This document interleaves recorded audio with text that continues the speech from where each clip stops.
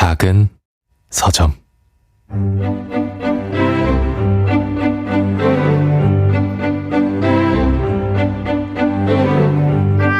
안녕하세요. 작은 서점에서 장강명의 인생책 코너를 맡고 있는 소설가 장강명입니다. 오늘 만나는 초대 손님은 본인의 책에서 이렇게 적었습니다. 상위 몇 %가 누릴까 말까 한 성취와 정복의 위풍당당함이 아니라 늘 흔들리지만 소중한 것을 유지하려는 작고 평범한 애씀. 눈에 보이는 것에 집중하고 현재 할 수 있는 일을 찾아서 하는 것. 비단 환자의 마음가짐만은 아닐 것 같습니다. 사회운동가, 시민운동가로 활동했던 김도미 작가님 모시고 이야기 나누겠습니다.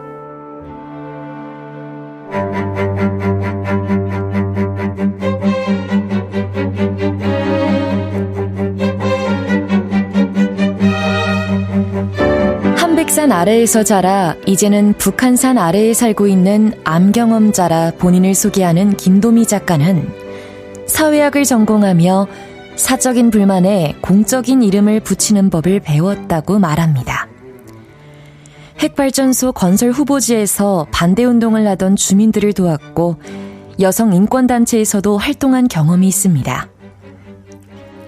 2022년 급성 골수성 백혈병 진단 후 투병 생활을 시작한 김도미 작가는 병원과 사회에서 암경험자에게 가해지는 통제와 편견에 대해 비판하며 사랑과 통제와 맥주 한 잔의 자유를 지필했습니다. 저자는 절대 안정이라는 신화와 선의로 포장된 통제에 의문을 제기하며 암 경험자도 욕망과 자유를 누릴 권리가 있다고 말합니다. 맥주 한 잔의 자유라는 표현을 통해 치료 과정에서도 개인의 선택과 즐거움이 존중받아야 함을 강조하는 김도미 작가의 목소리는 많은 사람들에게 새로운 모험을 제안하고 있습니다.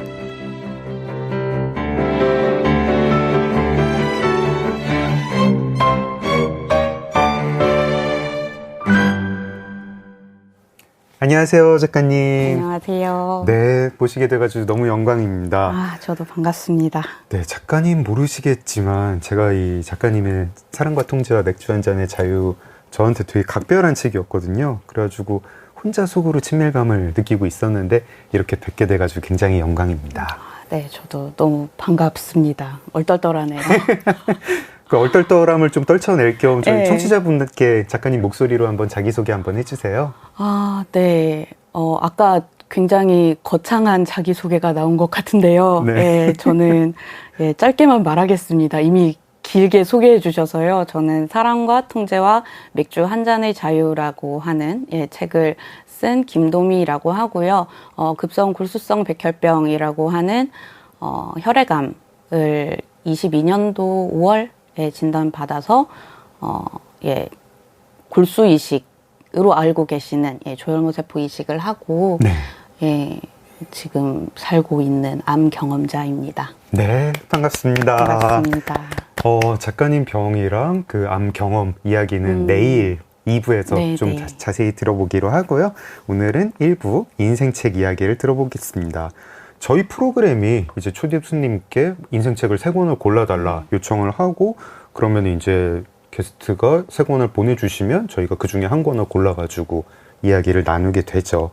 저희는 최현숙 작가님의 삶을 똑바로 마주하고를 아마 주로 얘기를 할 텐데 다른 2권 이걸 골라주셨어요. 만년 동안 살았던 아이 그리고 검은 사슴. 이 2권도 잠깐 소개를 들을까요? 만년 네. 동안 살았던 아이? 굉장히 오래 살은 아이네요. 어떤 아이인가요? 만년 동안 살았던 아이라는 책은 나가노 하루라고 하는 이제 분께서 쓴 책인데요. 일본 작가죠? 예, 일본 네. 작가이고요. 어머니가 조현병을 앓고 계시고, 그리고 네. 가장 어렸을 때부터 이 어머니를 돌보는 일을 했었던, 요즘 말로 하면 이제 영케어러, 네. 였던 거죠. 이제 어머니께서 조현병을 앓고 계시기 때문에 환청이라던가 환시라던가 이런 이제 그 망상 증세들이 이제 사람들이 있는 공개적인 장소에서 갑자기 나타날 때가 있을 거 아니에요. 굉장히 중증 조현병이셨군요. 그러니까 뭐 이제 약을 먹었을 때는 보통은 컨트롤이 되는 걸로 저는 알고 있는데, 네. 이제 잘 컨트롤이 되지 않는 어떤 상황이었던가 봐요. 네. 그래서 그런 상황은 사실 어른들도 이제 감당하기가 굉장히 힘들잖아요. 근데 그렇죠. 아이가 어머니를 건사해야 되는 상황이에요. 그럴 네. 때마다 나가노 하루 씨는 나는 만년 동안 살았던 사람이고 황금의 몸을 가지고 있다. 라는 생각을 하세요. 그런 상상을 하면서 내가 이 모든 상황을 지휘할 수 있는 되게 초월적인 존재인 것처럼 상상을 하면서 그 상황을 굉장히 어른스럽게 능숙하게 헤쳐나가요. 그렇게 유년 시절을 보냈었던 네. 작가예요. 그런데 이제 이 작가가 청소년기를 지나면서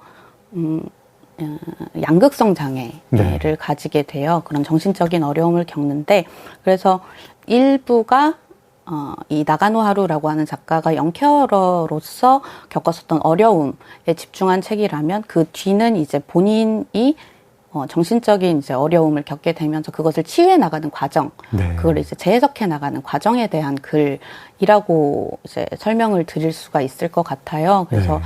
추천사를 써주셨던 돌봄 관련한 활동을 하고 계시는 조기현 작가님 말씀을 좀 인용을 해드리고 싶은데 네. 돌봄이 한 사람을 우그러뜨리는 어떤 압력이 되지 않기 위해서는 어떤 것들이 필요할까? 네. 네, 그러니까 나가노 하루가 만약에 어머니의 돌봄에 대해서 혼자 그렇게 감당해야 되지 않았다라고 한다면 좀 다른 인생이 이제 있지 않았을까라는 생각을 하게 되는 거고요.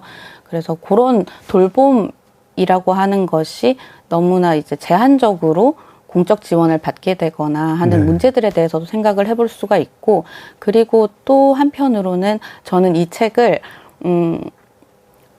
좀 독한 유년 시절을 보내셨던 분들 있죠. 네. 그러니까 부모님을 돌봐야 했었던 영케어러뿐만 아니라 이제 가족 안에서 일어나는 어떤 갈등, 폭력이라던가 그 어려운 이제 유년 시절을 보내셨던 분들에게 이 책을 추천해 드리는데 네. 그 이유가 아까 말씀드렸던 그 만년 동안 살았던 아이라고 자기를 이제 상상하는 그 씬 있잖아요. 그게 네.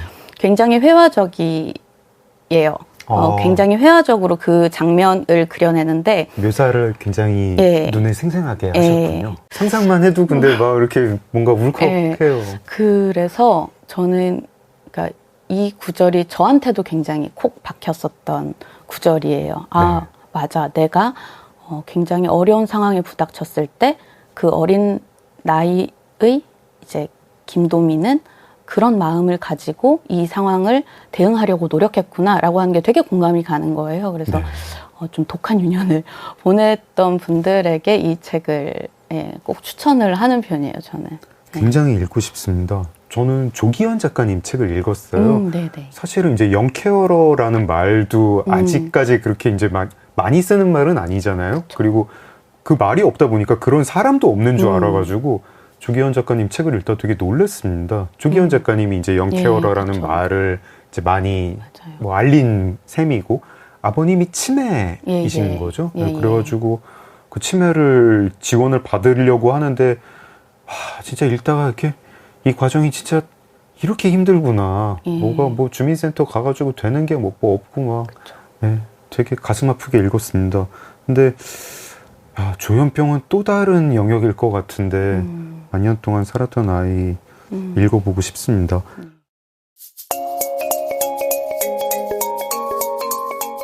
인생을 뒤흔든 한 권의 책. 장강명의 인생책.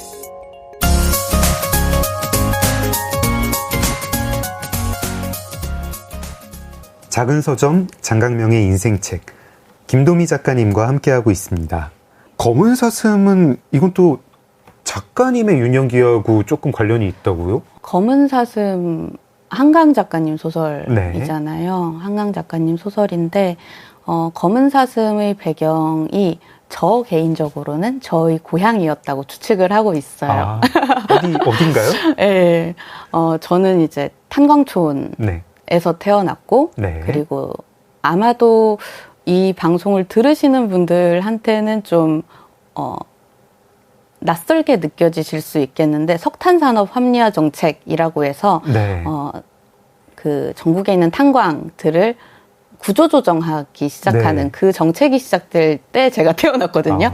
예, 그러니까 본격적으로 이제 폐광들이 되고 그 동네에서 돈이 빠져나가는. 예, 맞습니다. 그래서 사실 뭐 탄광촌에서는 뭐 개도 뭐 지폐를 물고 다닌다라고 하는 시절은 완전 옛날 일이고 한창 석탄을 저희가 많이 쓸 때. 예, 일이고. 그럴 때 일이고 제가 이제 맞닥뜨린 어떤 유년의 청소년기의 도시 풍경이라고 하는 거는 조금 많이 침체되어 있고 점차 네. 이제 인구 소멸의 지역이 되어가고 모두가 이 사방팔방 놓인 고갯마루를 다 넘어서 도시로 이제 빠져나갈 특히 이제 저 같은 청소년기를 보냈었던 사람들은 더 그렇죠. 이제 대학을 가든 직장을 가든 이제 빠져나가야 하는 그렇게 이제 좀 횡댕그러니하게 남아있는 것 같은 고향인데 한강 작가님 소설에서 이제 그려지는 폐광지에서의 사람들의 모습 혹은 탄광 지역에서 탄광 노동자로 이제 일을 하시면서 굉장히 가혹하고 이제 어려운 조건에서 일을 하셨던 분들의 이제 이야기들 그런 것들을 굉장히 꼼꼼하게 취재를 하셨던 것 같아요. 네. 네, 그래서 검은 사슴이라고 하는 제목이 소설에는 검은 사슴에 관한 설화적인 존재로 나오거든요. 네. 근데 검은 사슴은 중국에 있는 이제 전설 같은 거래요. 근데 그거를 한강 작가님이 이제 차용해서 이제 소설 속의 어떤 존재로 만든 건데 그 검은 사슴은 한강의 검은 사슴은 이제 갱도 탄광의 갱도안을 돌아다니는 뭔가 사슴 좀 무섭게 생긴 사슴 같은 존재. 뭔가 초자연적인 존재. 예, 초자연적인 존재인데 이 검은 사슴이 겪는 일과 탄광에서 굉장히 열심히 일을 하다가 이제 아프게 되신 분들 혹은 일자리를 점차 잃게 되시는 분들 혹은 점점 이제 쇠락해가는 어떤 도시라고 하는 것이 좀 겹쳐진다. 그러니까 그 검은 사슴이라고 하는 것 자체가 굉장히 어떤 은유처럼 느껴지고 또 한편으로는 이렇게 소설로서 재현이 될 수 있구나라고 하는 게 저는 광부의 딸이 아닌데도 되게 감사하게 느껴지는 게 있더라고요. 네. 그래서 이 소설을 굉장히 좋아해요. 그렇군요. 작은 서점 장강명의 인생책 작은 서점 장강명의 인생책 김도미 작가님과 함께하고 있습니다. 세 권에 대해서 다 막 애정이 막 뚝뚝 묻어납니다. 사실은 이제 세 권 들었을 때 이거 세 책 다 너무 좋겠는데 너무 얘기해보고 싶은데 하다가 뭐 결국에는 그냥 최은숙 작가님의 삶을 똑바로 마주하고 골랐습니다. 네. 이분은 지금 작가로서 활동 중인 분이고 네. 뭐 예를 들어가지고 뭐 독자와의 만남 행사 같은 데 가면 뵐 수도 있고 이분이 다음 책은 어떤 걸 쓸까 하면서 이제 기대도 할 수 있고 나랑 같은 언어를 쓰는 같은 나라에 있는 분이다라고 하면은 좀 더 가까울 수도 있고 이게 좀 뭐 뭔가 묘한 느낌이 드나요? 제가 예를 들어가지고 난 조지 오웰이랑 도스토옙스키가 좋아 하는 거랑 김도미 작가님이 김도미 작가님은 최은숙 작가님이 좋습니다 하는 거랑은 좀 다른 걸까요? 이게 결국에는 취향인 것 같은데요. 네. 저는 기본적으로 좀 더 구체적이고 좀 삶과 몸을 좀 밀고 나가면서 쓰인 그런데 제가 이해하기 쉬운 이야기를 좋아해요. 그러니까 이 책이 쉽다라는 건 이 책에서 이야기하는 주제들이 쉽다라고 하는 건 아닌데 네. 좀 더 동시대성을 가지고 네. 그리고 나와 어떤 조건이 다르지만 또 얼마간은 비슷하게 겹쳐져 있는 네. 공감할 수 있는 화자의 조건을 갖춘 사람이 하는 이야기를 좀 좋아하는 편이더라고요. 저도 이 책을 고르고 나니까. 작가님이 쓴 책도 좀 그렇게 다가옵니다. 아, 그런가요? 네, 어쨌든. 네. 네, 그래서 사실 제가 좀 에세이라고 하는 장르를 좋아하는 것 같고, 네. 특히 이제 최연숙 작가의 에세이집, 그러니까 물론 구술생의 사 기록집들도 굉장히 좋지만, 네. 에세이집을 좀 애껴 읽는 네. 책이 된 것 같아요. 네. 최연숙 작가님을 직접 만나신 적이 있으실까요? 네, 있습니다. 아, 있습니까? 네. 그러니까 뭐 이렇게 먼발치에서 보시거나 그냥 뭐 북토크에서 보신 이런 건가요? 아니면 대화도 나누셨나요? 제가 최연숙 작가님을 작가로서 알게 된 거, 그러니까 이전에 어떤 사회운동을 하시고 이런 활동가로서는 이제 건너 알고 있는 이제 한참 이제 위에 분. 네. 대선배? 아니, 뭐, 제가 또 그렇게 운동을 열심히 하진 않아가지고, 대선배까지는 아니고, 한참 이제 좀 어른 네. 같은 느낌인 분이었다가, 작가 최연숙이라고 인지를 하게 된 계기는 할베이 탄생이었어요. 아, 네. 네, 그 할베이 탄생이라고 하는 책을 읽으면서, 사실 사람들이 별로 좋아하지 않고, 네. 저 이상한 사람들이라고 생각하는, 부대끼고 싶어 하지 않는 그 대상, 과 기꺼이 만나서 이야기하고 질문을 하고 그것도 굉장히 때로는 이제 좀 도발적인 질문도 던지고 그렇죠. 이렇게 막 무슨 한판 놀이를 하듯이 이렇게 이야기를 하면서 그 사람들이 삶의 이야기를 이끌어내는 작가가 되게 궁금하다라는 생각은 했는데 마침 이 선생님께서 구술생애사 강의를 여셨어요. 그래서 그거를 들어봐야겠다. 아까 이제 잠깐 제가 탄광촌 이야기를 했지만 네. 저는 또 광부 아내들 그리고 이제 그 탄광에서 그 탄을 골라내는 선탄부라고 하는 직업이 여성이 탄광에서 일을 할 수 있는 거의 유일한 일이에요. 그러니까 갱도에는 여자가 들어가면 재수가 없다 그래서 네. 벤일도 약간 그런 게 있잖아요. 네. 아무튼 제가 그 분들을 되게 인터뷰해보고 싶다는 생각을 했었어요. 그래서, 네. 마침 그 강의를 열어주셔서, 그때는 이제 지금은 그 작업을 그 작업을 하지 못했는데, 네. 이걸 꼭 들어야겠다 해서 그때 들었던 게 인연이 되어가지고, 제 책에 이제 이야기가 나오지만 제가 한창 아프고 막 그랬을 때 굿즈를 만들어가지고 이제 팔때 사주시기도 하고 네, 그랬습니다. 이 책을 고른 이유는 다른 에세이와 뭐 이제 기록집들도 좋지만 제가 너무 좋아하는 딱 한 편의 이제 그런가요?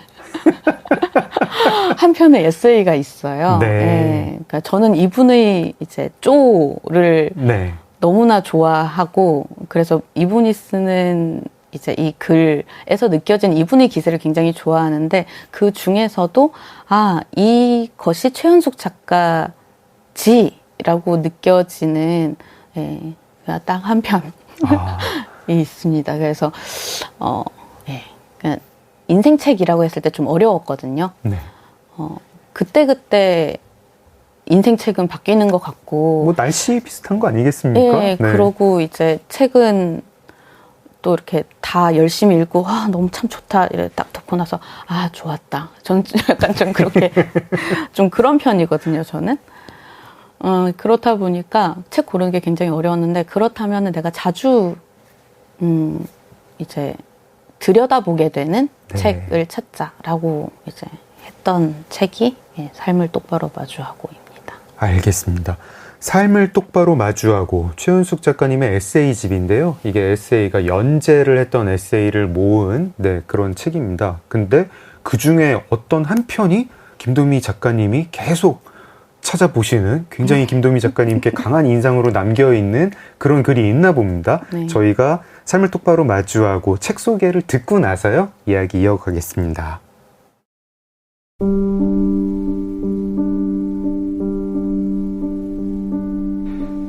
최연숙 작가의 삶을 똑바로 마주하고는 자신의 삶을 직시하며 돌아본 사적이고 정치적인 에세이집입니다. 동성애, 가난, 장애 등 한국 사회에서 소외된 영역을 직시하며 살아온 최연숙 작가가 두렵고 아프지만 똑바로 마주하며 걷어올린 삶과 깨달음의 이야기가 이 책에 담겨 있습니다.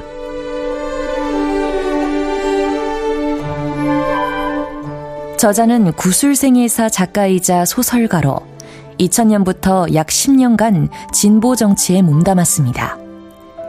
이후 요양보호사와 독거노인 생활관리사로 노인 돌봄 노동을 하며 개인의 역사를 생생히 기록하는 구술생애사 작업을 해왔습니다. 2020년부터는 홈리스 현장에서 활동하며 주로 늙음과 죽음, 빈곤에 대해 관찰하고 느낀 바를 글로 써오고 있습니다. 구술생애사 저서로 막다른 골목이다 싶으면 다시 가느다란 길이 나왔어, 할배의 탄생, 할매의 탄생 등을 펴냈고 치매 노모 옆에서 하루하루 써내려간 산문 작별일기, 소설 황노인 실종 사건 등을 펴내기도 했습니다. 최연숙 작가의 작업은 화려하게 조명받지 못하지만 우리 사회의 근간을 이루고 있는 소외된 개인의 역사에 목소리를 부여하며 깊은 울림을 주고 있습니다.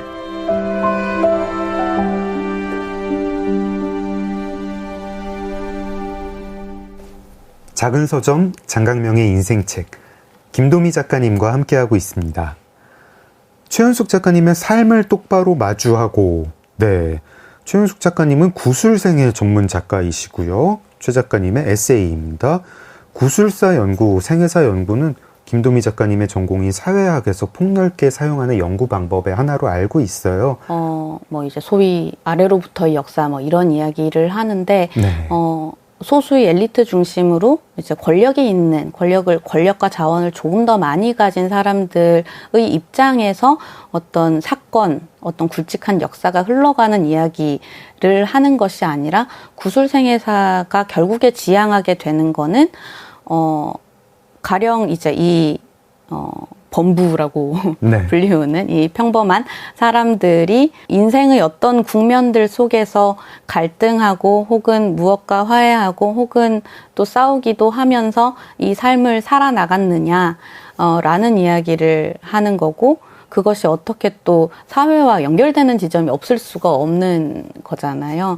그래서 구술생애사라고 하는 거는 한 인간에 대한 이야기이기도 하면서 또 한 시대에 대한 이야기이기도 하다는 생각이 들어요. 그래서 이제 어떤 지역사를 연구한다던가 인권 활동을 하시는 분들도 이제 구술생애사라고 하는 방법론을 택할 수밖에 없는 이유는 그 어떤 현장성이라던가 기록될 만한 가치가 없다라고 여겨지는, 그러니까 마이크를 들이대면 나 같은 사람 말을 들으려고 해라고 하는 분들의 이야기를 들으려고 한다는 데에 이제 그 의미가 있는 것 같아요. 지금 말씀해 주셨지만 이제 책이 나와도 책이 나오면 보통 이제 구술생애사라는 게 아직 낯설었을 때 저런 사람 인생까지 책으로 내나 이렇게 약간 의아해하는 사람도 있고, 구술생애 연구를 하시거나 그 집필을 하시는 분도 이제 인터뷰 2를 찾아가면 나 같은 사람 얘기를 하면서 순사례를 치는 그런 이야기도 많이 들었는데, 저희가 책을 읽을 때 이제 깨닫게 되더라고요. 우리가 어떤 한 사람의 이야기를 들어서 그냥 그 사람 얘기만 듣는 게 아니라 어떤 사회의 이야기를 듣게 되는구나, 이런 생각도 하게 됩니다. 또 저는 작가님이 자기소개에서 조금 전에 이제 성우님이 해주신 자기소개에 나오는 그 구절 되게 좋았습니다. 사적인 불만에 공적인 이름을 붙이는 법을 학교에서 배우셨다. 그리고 그 작업을 하시는 거죠? 그렇죠. 이 책은 정말 100% 불만에서 시작된 불만으로 똘똘 뭉쳐서 이 불만의 기원은 무엇인가. 이건 혹시 최연숙 작가님 수업에서 좀 배우셨나요? 제가 왜 이걸 여쭤보냐면, 사적인 불만을 공적인 담론이랑 연결하는 게 이게 훈련을 안 하면 어렵겠다는 생각이 들더라고요. 왜냐하면은, 그리고 그걸 훈련하면 사적인 불만을 다스리는 데에도 좀 도움이 될 것 같은 그런 생각이 들었어요. 그러니까 제가 이제 사적인 불만 다들 있잖아요. 다들 있고 그거에 대해서 그냥 세상 탓을 하는 게 공적인 불만은 아닌 것 같거든요. 이제 소주를 마시고 길거리에 가서 야 세상 아름답다. 너무 아름다워. 이거를 가지고 저희가 저 사람 사적인 불만을 되게 공적인 담론으로 연결시키고 있네 이러지는 않잖아요. 그렇죠. 예, 그리고 뻔하게 이제 비겁하게 사적인 불만은 있는 거 알겠고 거기 공적인 이유가 없는 건 알겠지만 넌 지금 공적인 얘기를 하면서 네 사적인 불만에 뭔가 도피를 하거나 핑계를 대는 거잖아. 뻔히 보여. 뭐 이런 사람도 있거든요. 그런 건 아니었어요. 삶을 똑바로 마주하고도 그렇고 사람과 통제와 맥주 한 잔의 자유도 그렇고 사적인 불만을 공적인 담론이랑 공적인 이름을 붙이는 게 어려운데? 남이 해놓은 걸 보고 나니까 이거 되게 공들여서 정교하게 해야겠는데? 이런 생각이 들었습니다. 사실 제가 그걸 어떻게 했는지는 잘 모르겠어요. 다만 이제 하다 보니까 이렇게 됐는데 네. 다만 이제 최연숙 작가님 같은 경우에는 그러니까 제가 영향을 받은 것이 있다라고 한다면 네. 최연숙 작가님은 이 책에서 모성애, 네. 엄마로서의 죄책감, 네. 이런 것들조차도 이렇게 오롯이 느끼고 정말 통곡을 하면서도 한편으로는 그 감정조차 의심을 해요. 그러니까 본능적이라고 생각하는 그런 감정들까지 사실 어떤 토대 위에 얽혀 있는 것은 아닌지, 네. 그런 것들을 굉장히 집요하게 생각하려고 하는 사람이 최연숙 작가님이신 것 같아요. 그러니까 제가 구술생애사 그 강의를 들었을 때에도 되게 인상 깊었었던 말씀이 애도, 존엄, 이렇게 흔하고 좋은 말을 의심하라고 하셨어요. 꽤 파격적이잖아요. 네. 굉장히 좋은 말이고 사람을 위로하는 말이고 사람에게 힘을 주는 단어들이잖아요. 또 활동가들이 쓰시는 단어 중에 되게 자주 나오는 단어잖아요. 그렇기도 하죠. 네. 근데 이제 그 단어를 너무 오히려 쉽게 쓰는 건 아닐까라는 고민을 하게 되기도 하고요. 그러니까 네. 그 단어의 무게를 내가 그렇게 철저하게 생각을 하고 내가 이것을 쓰고 있나? 이 단어들, 존엄이니, 애도니, 이런, 사랑, 이런 것들도 마찬가지로, 너무 값없이 쓰고 있었던 건 관성처럼 이제 주머니에서 이렇게 휙 꺼내는 것처럼 그렇게 이 단어를 쓰고 있진 않았나?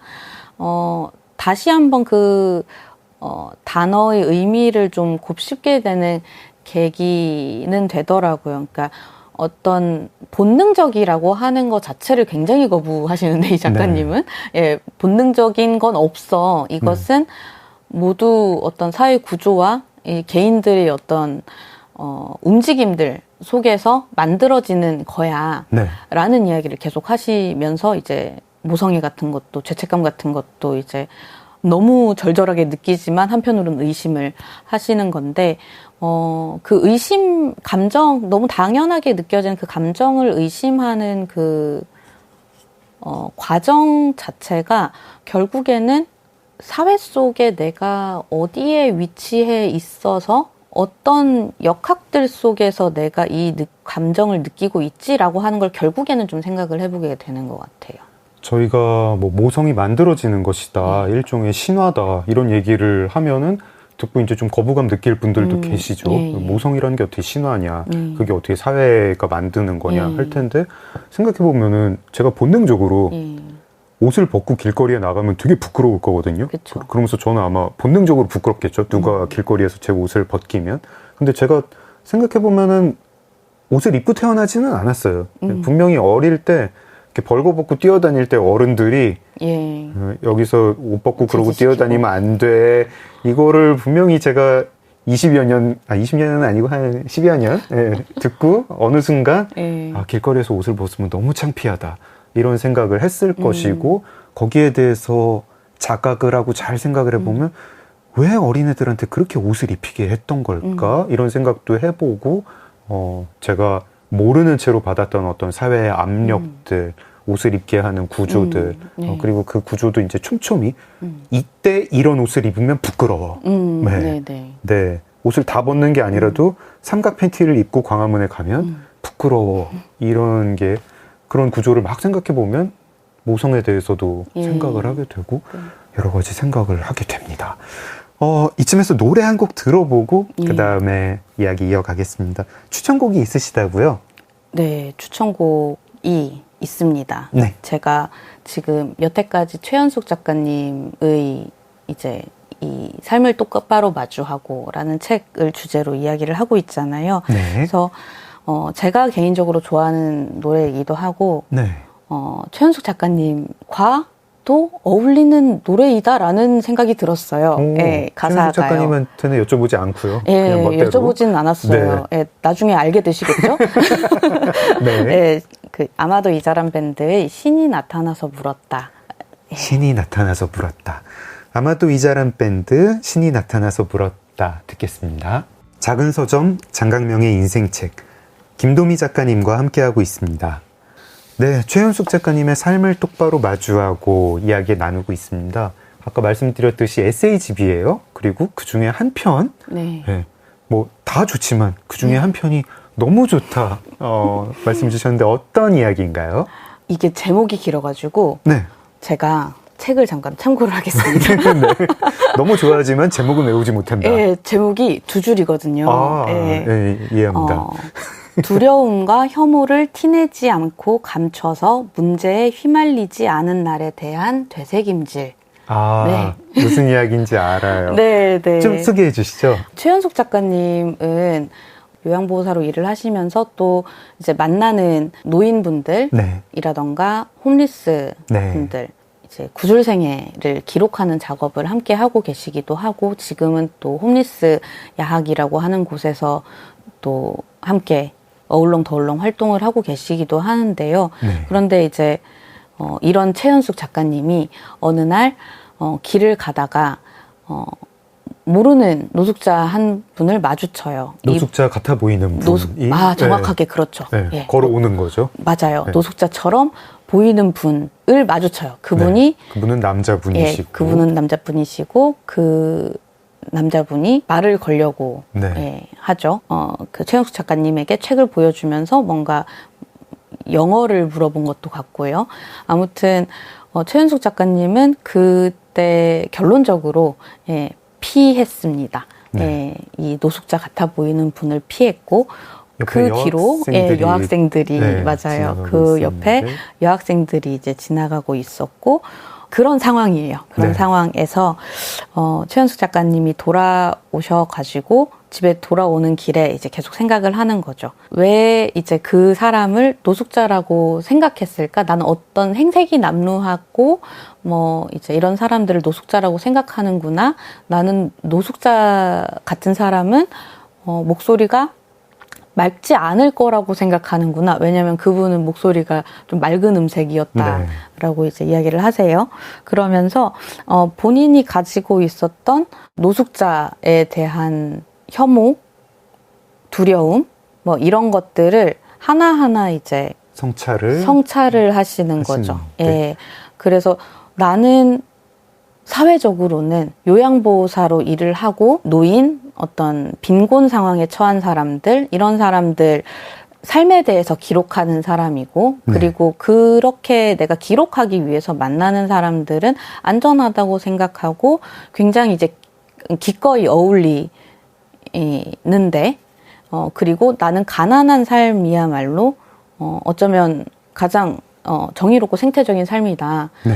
라는 말을 하고 있는데, 그런데 나는 현실의 무작위의 노숙자처럼 보이는 사람을 만났을 때 나는 이렇게 피했구나. 그래서 내가 피함으로써 있을지 없을지도 모르는 위험을 내 뒤에 따라오고 있었던 여학생들에게 떠넘긴 거구나 라고 하면서 굉장히 신랄하게 사실 이제 스스로를 까발리고 비판하시는 내용이에요. 그러면서 이제 맨 마지막에 나는 멀었다라고 굉장히 순순하게 그 사실을 인정하는 것으로 그 글이 이제 끝나거든요. 저는 상황 자체는 굉장히 잘 이해가 되고 저는 아마 그 정도 성찰까지는 안 했을 것 같은 그런 상황이에요. 그러니까 사실 누구나 겪는 상황이잖아요. 제가 이제 지하철을 탔는데 거기에 한 일주일 안 씻은 것 같은 이렇게 남성분이, 중년 남성이 타서 약간 좀 불안한 행색으로 주위를 두리번 거리면 또 지하철에서 그런 사고가 종종 일어나기도 하고 제가 몸에서 정말 아드레날린이 솟아요. 그쪽을 계속 경계를 하게 되고 저 아저씨가 어떤 폭력적인 행동을 취하지 않을까? 그럼 난 어떻게 해야 될까? 해가지고 저는 가끔 다른 칸으로 옮겨가기도 해요. 최윤숙 작가님이 처한 상황도 지하철은 아니지만 좀 비슷한 상황이죠. 저기서 이렇게 걸어오게 되면 점점 모습이 보이는데 점점 그렇다고 뭐 뒤돌아서 도망치긴 좀 그렇고 예. 지나가는데 아무 일 없이 좀 지나갔으면 좋겠다 싶은데 나한테 와서 뭘 물어보려고 하고 뒤에 여학생이 있으면 저희가 쫙 긴장하게 되죠. 근데 최윤숙 작가님은 그 상황을 이제 지나고 나서 그리고 이제 작가님이 하시는 일이 또 홈리스를 상대로 가르치고 홈리스와의 연대라든가 편견을 없애야 된다고 이제 주장을 하셨는데 정작 나는 그러지 못했구나 하는 뭐 그런 성찰을 하셨는데 이게 김도미 작가님께 그렇게 와닿은 이유는 뭔가요? 저도 말씀하신 이제 작가님이 말씀하신 부분이 굉장히 많이 공감이 되거든요. 네. 그런데 제가 이 글을 굉장히 좋아하는 이유는 최연숙 작가님은 표리부동한 걸 못 견디시는 것 같아요. 그러니까 위선을 정말 못 견디시는 것 같아요. 위선을 정말 못 견디시는 것 같고 내가 이렇게 위선적이야 혹은 나는 이렇게 표리부동해 나 아직 멀었어 라는 말이라도 꺼내셔야 됐었던 것 같아요. 예, 그런 모습이 제가 너무 어떻게까지 저렇게 신랄할 수 있을까라는 생각을 하게 됐던 부분이거든요. 그러니까 기왕이면 다 내가 말하는 만큼 행동도 따라가는 언행이 일치되는 멋있고 정의로운 삶을 살고 싶잖아요. 네. 그리고 너는 그렇지 않다라고 누군가가 이야기할 때 화도 나고 역정도 나고 그래서 좀 자기 합리화하게 되기도 하고 그런데 이분은 너무나 대쪽같이 여태까지 이제 어떤 빈곤 상황이나 노년기에 이제 어떤 여러 가지 주거 불안정이나 그런 상황에 처해 있는 사람들과 가까이 이제 부대껴 온 사람으로서 내가 이런 본능적이다 싶은 반응을 보였다라고 하는 것을 스스로에게 회초리를 들지 않으면 안 되셨던 것 같다. 네, 그 어떤 표리부동함을 그리고 그런 본능적인 자기보호 본능 아마도 이 본능조차 싫어하시겠지만 자기 보호를 하고 싶은 그런 그 마음 그거를 되게 잘 살펴보시고 직시하시고 그게 이제 그 마음 때문에 내가 순간 두려웠고 어떤 혐오감을 느꼈고 내 안에 편견이 작동했다라고 하는 그것으로 오는 갈등, 흔들림 이런 것들을 피하려고 하지 않는 그냥 그 상태를 견디는 나의 부조리함, 나의 표리부동 뭐 이런 것들을 그냥 견디는 저는 그 모습이 되게 멋지고 좀 멋지다? 배워야 되는 부분 아닐까라는 생각이 들더라고요. 저는 소설가다 보니까 약간 이런 생각도 했어요. 근데 최윤숙 작가님 글 참 맛깔나게 잘 쓰시네. 왜냐하면 이게 사실 뭐 엄청나게 큰 위기는 아니잖아요. 근데 서스펜스가 있어요.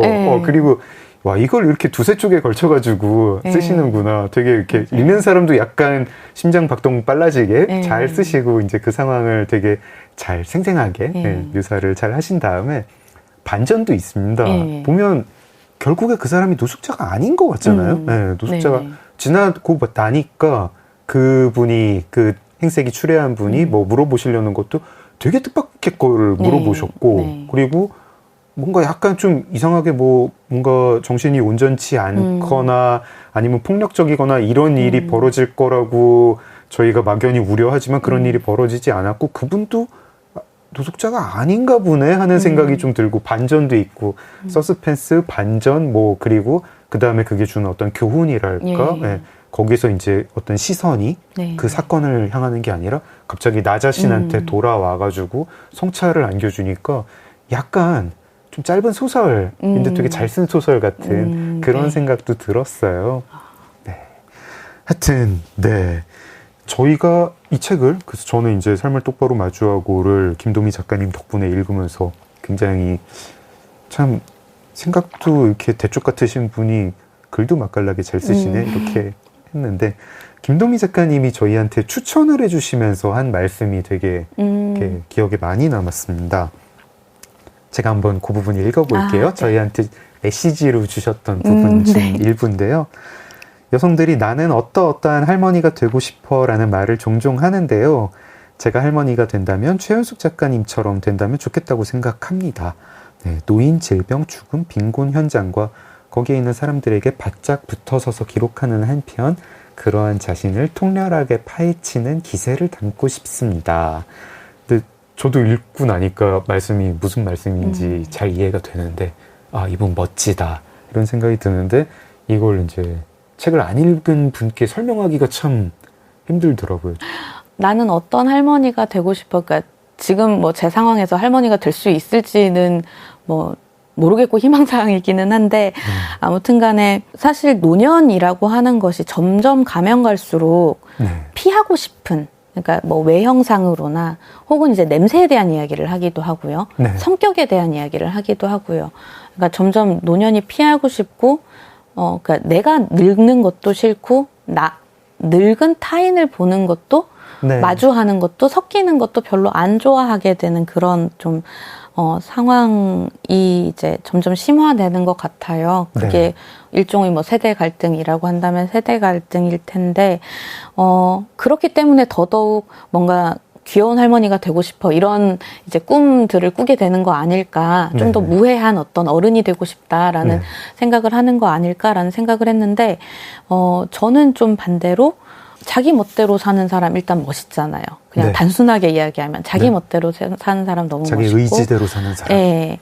세속적인 어떤 삶의 성공 그러니까 생애 주기마다 이 사람은 이 나이가 들었으면은 무엇을 해야 되고 뭘 이루어야 되고 어떤 것들을 단돌이 할 줄 알아야 되고 이런 것으로부터 물러나 있는 분이고 애초에 관심도 없으신 것 같지만 오히려 그렇기 때문에 좀 생애 주기마다 뭘 해야 된다? 나이가 들었으니까 뭘 해야지라고 하는 통념이라던가 아니면은 노년기에 접어든 사람은 이러저러해서 별로 어울리고 싶지 않아 라고 하는 어떠한 상상되는 특질들 그런 어떤 특질들까지도 그냥 둘 다 너무 통쾌하게 배반하면서 사시는 분이고 그걸 글로 담아내는 분이기 때문에 좀 제가 담고 싶다. 물론 담지는 못하겠다.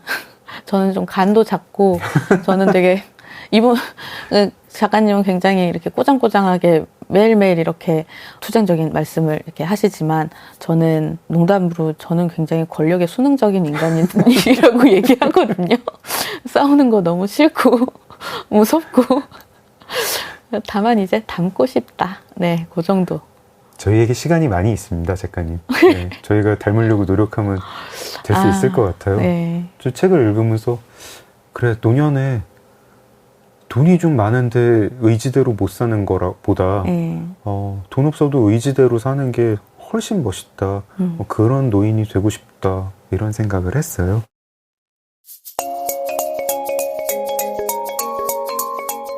인생을 뒤흔든 한 권의 책. 장강명의 인생책.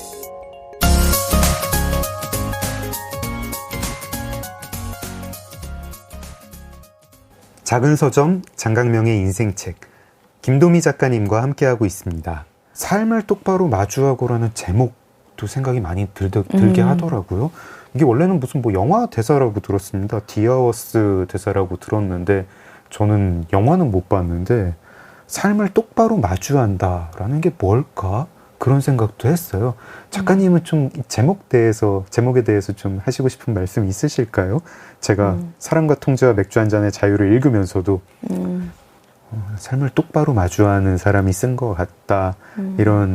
그런 생각을 했고요. 제가 좀 그러질 못해요. 가끔 막 이렇게 도망을 갑니다. 삶에 이제 제 삶도 그렇고 남의 삶도 그렇고 세상도 보고 있다 보면은 이제 꼴 보기가 싫어가지고 시선을 돌리고 싶을 때도 있고 막 소화를 못 하겠어서 이게 내가 감당이 안 된다. 세상이 제 뜻대로 가지 않잖아요. 그렇게 아름답지도 않고 뭐 착한 사람이 보답받는 것도 아니고 뭐 세상 거꾸로 가는 것 같을 때도 있고 제 모습도 거기에 그 세상의 제 모습 저의 안 좋은 부분도 세상에 그렇게 거꾸로 가는데 기여를 엄청 많이 하고 있고 이거를 제가 그렇게 통렬하게 직시를 못 하겠는데 삶을 똑바로 마주하면 뭐가 좋은가요? 왜 삶을 똑바로 마주해야 되나요? 그게 왜 멋있나요? 그게 왜 멋있나요는 어려운 질문인 것 같아요. 그런데 왜 똑바로 마주해야 할까요? 라고 했을 때 저는 모두가 삶을 똑바로 마주해야 된다고 생각하지도 않고 저 또한 똑바로 마주 보는 사람인지 좀 잘 모르겠어요.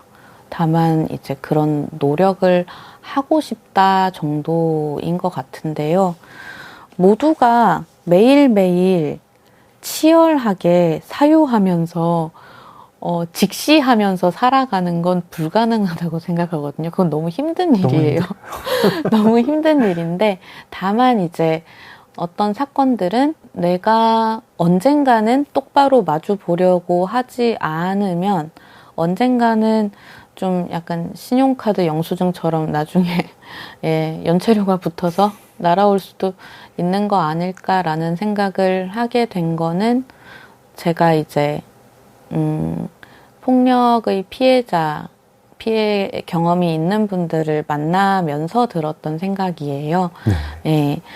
좀 없었던 시절로 돌이키고 싶은 어떤 일들, 내 인생에서 치워버리고 싶은 일들, 이 인생에 일어나면 그걸 없앨 수는 없잖아요.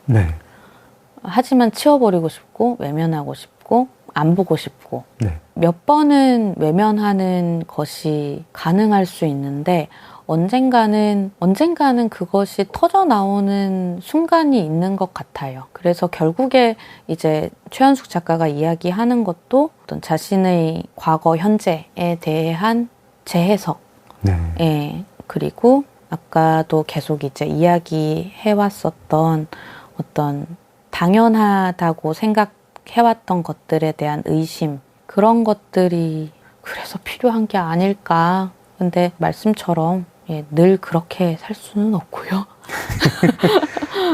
기세가 필요합니다. 기세가 또 막 억지로 만들어지는 것도 아니고 그냥 저는 힘내라는 말 되게 많이 하는데 친구가 그 말을 하더라고요. 힘 말고 힘내라고. 그래서 그냥 힘 말고 힘이요? 힘. 약간 콧방귀 끼듯이 아니면 그냥 힘 안 하고 싶어 약간 이런 느낌 있잖아요. 힘내라 힘. 힘 정도는 낼 수 있죠. 힘이 안 날 때도. 뭐 그렇습니다. 작가님과 벌써 1시간을 이야기를 나눴습니다. 저희가 삶을 똑바로 마주하고를 제대로 설명을 한 것일까. 최현숙 작가님이 이 방송을 들으면 어떻게 들으실지 걱정이 되는데 사실 삶을 똑바로 마주하고도 저는 이야기를 많이 나누고 싶었는데 김도미 작가님이 쓴 책 가지고도 할 말이 많습니다. 내일 2부에서 김도미 작가님 책 관련해서 근데 이 책도 삶을 똑바로 마주하는 책이기 때문에 오늘 이야기랑 이어질 겁니다.